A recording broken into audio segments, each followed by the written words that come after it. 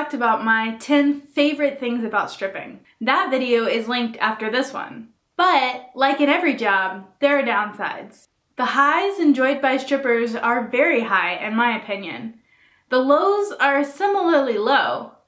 And yet, everybody wants to be a stripper. Just check YouTube or the regular clubs. These are the 10 worst things about stripping.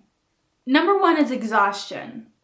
I've worked many minimum wage jobs that left me exhausted and drained at the end of the day.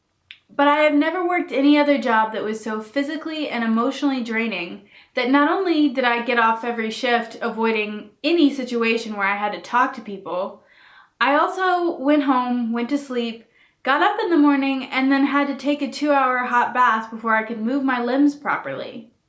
Stripping can leave you bone-tired, bruised, and sore. Number 2, sexual harassment from staff. Just as in other workplaces, anybody can do it, but in a strip club it can be hard to find boundaries and get help. Some places I've worked at, we were encouraged to see it as just part of the job by upper management. Some clubs even have cameras in the dressing rooms, so there's no place for a victim of sexual harassment to go where her abuser can't see her. Number 3 is constantly experiencing the worst that humanity has to offer.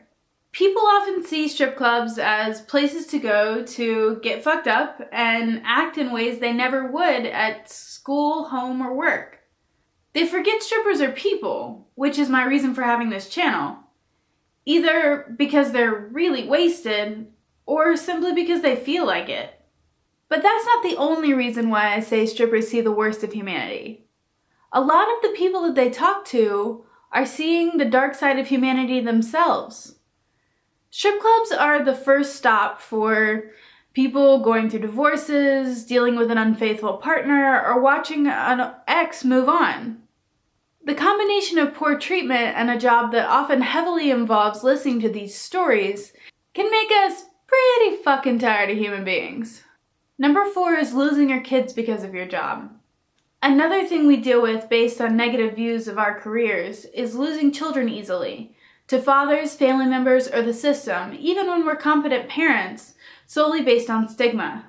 Number 5 is not being able to buy a house or car.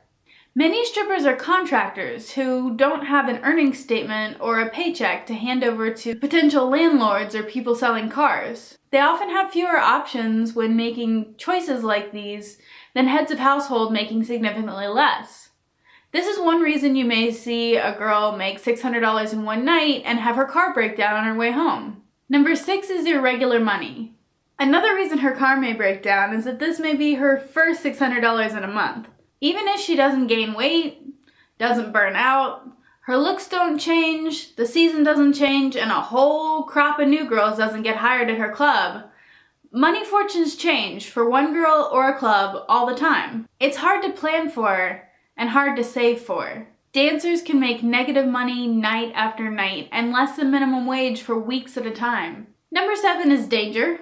Being a stripper exposes you to tons of people, some of whom think it's okay to try to follow you home or figure out where you go to school. Very creepy stuff. It isn't the safest job in the world, and one little slip, like talking about your calculus class in a one university town, can get you in trouble. Number 8 is not being able to tell your family or having to deal with their reaction. My uncle, my grandma, and most of my extended family have no idea what I do. I love them dearly, and each time we get together for a holiday or any kind of event, I have to be full of lies. I don't want to hurt or upset them, so sometimes I have to spend an hour describing a job I don't have. And it could be much worse.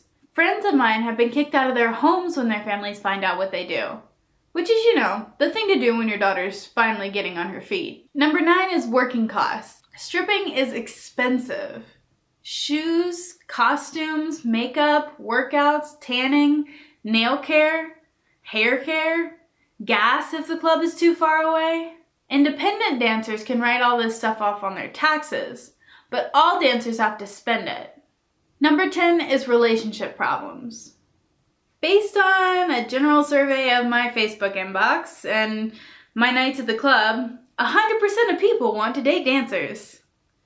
The bad news is that based on my relationship history and the relationship history of every dancer that I know, 1% can do it without being a jealous, insecure little baby about our work.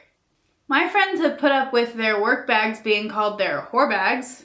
Their carefully saved up for outfits and makeup destroyed while they're sleeping. Their job brought up in every fight and used as an excuse for any cheating at all their partner does. Children, property, and love are used as bargaining chips to get us to stop, including by partners who can't support themselves, much less us and our dependents. For some reason, the ones that don't make an issue of it are content to work a full shift for Call of Duty or GTA every day, instead of getting a paying job. Those are the 10 worst things about being a stripper, as far as I'm concerned. Dancers, do you have other ideas? If you do, leave them in the comments. Like and subscribe if you liked and want to subscribe. As promised, I have my 10 favorite things about dancing linked, and another video chosen by YouTube to be the most suitable for you. And check the link for my Patreon if you want to support my content.